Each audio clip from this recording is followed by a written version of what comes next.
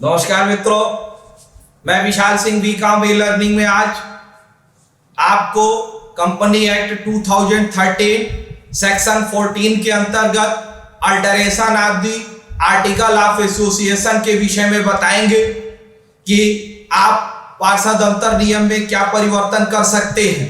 पार्षद अंतर नियम में परिवर्तन करने का प्रथम रूल है कि आप कंपनी एक्ट 2013 या मेमोरेंडम ऑफ एसोसिएशन के विरुद्ध जाकर कोई भी अल्टरेशन नहीं कर सकते हैं। फर्स्ट अल्टरेशन आपको है, alteration can be altered by passing special resolution.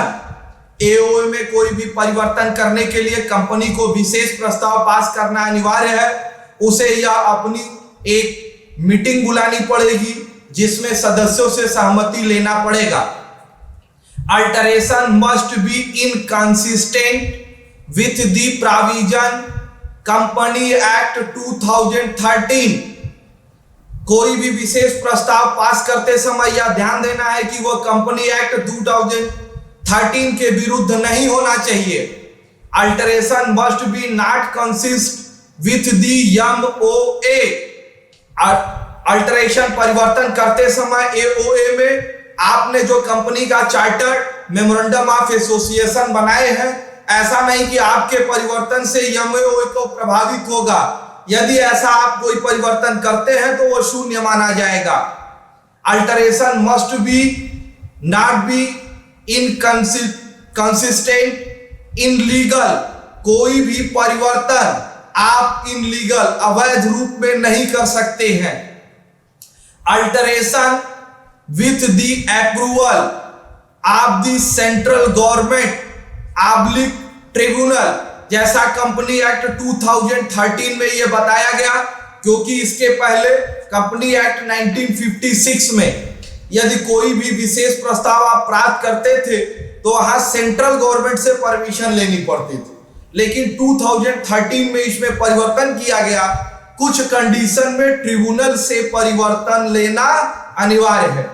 तो अल्टरेशन जब आप करेंगे, यदि वह उनके कार्यक्षेत्र को प्रभावित करता है तो आपको ट्रिब्यूनल से परमिशन लेनी, अप्रूवल लेना पड़ेगा।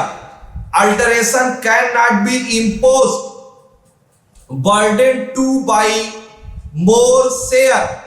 किसी भी शेयर होल्डर पर आप अपने एडवर्टीजमेंट, आप अपने आईपीओ के माध्यम से आप अपने शेयर को खरीदने के लिए कह सकते हैं, लेकिन अतिरिक्त शेयर खरीदने के लिए किसी भी प्रकार से आप बाध्य नहीं कर सकते हैं। Alteration must not be inconsistent with the order company law tribunal. आप अल्टरेशन करते समय ट्रिब्यूनल या कंपनी लॉ के विरुद्ध कोई भी अल्टरेशन का आदेश अपने यहां पारित नहीं कर सकते हैं। यदि जैसे आपसे कहा गया कि आपको एक रूलिंग बताई गई है, पब्लिक कंपनी से यदि आप प्राइवेट कंपनी होते हैं तो इसकी सूचना ट्रिब्यूनल को देना अनिवार्य है। या इंटरनल रूप से आप एओ में परिवर्तन करके आप यह सोचे कि हम पब्लिक से प्राइवेट कंपनी हो जाए तो यह आपको इनवैलिड माना जाएगा। Alteration must be bona fide for the benefit of the Company Act 2013। परिवर्तन का प्राधिकरण के अंतर्गत यह कंपनी एक्ट के विरुद्ध आप जाकर के कोई भी आदेश पारित नहीं कर सकते। Alteration must not inconsistent on minority. आप अल्टरेशन कर करके, भारत में माइनॉरिटी एक्ट रूल बना है क्योंकि 18 वर्ष से कम किसी भी व्यक्ति माइनर माना जाता है। आप उसके ऊपर किसी भी कार्य के लिए अपने यहां परिवर्तन करके बाध्य नहीं कर सकते। Alteration must not be result in breach of contract with any person. Alteration के अंतर्गत परिवर्तन के कारण किसी भी कॉन्ट्रैक्ट को यह समाप्त नहीं किया जा सकता जो कि कोई भी कंपनी ने अनुबंध किया है। तो एओ में परिवर्तन करके आप सोचिए कि उस कॉन्ट्रैक्ट को हम समाप्त कर दे तो वह समाप्त नहीं हो सकता। आज हमने आपको कंपनी एक्ट 2013 सेक्शन 14 के अंतर्गत एओए में अल्टरेशन के विषय बताए, जिन पर आपको राइट दिया गया है कि इनमें आप परिवर्तन कर सकते हैं। आपने मेरा पूरा वीडियो देखा, इसके लिए मैं आपको धन्यवाद कहता हूं। आज मैं आपसे विनम्र अनुरोध करता हूं, आप अपने स्वास्थ्य को बनाए रखिए।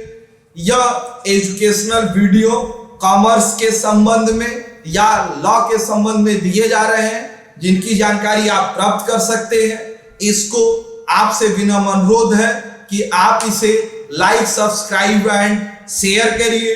बेल आइकन का बटन दबाइए, जिससे मेरे जो भी नेक्स्ट वीडियो आपको मिलते हैं उस नेक्स्ट वीडियो को आप देख सकते हैं। धन्यवाद।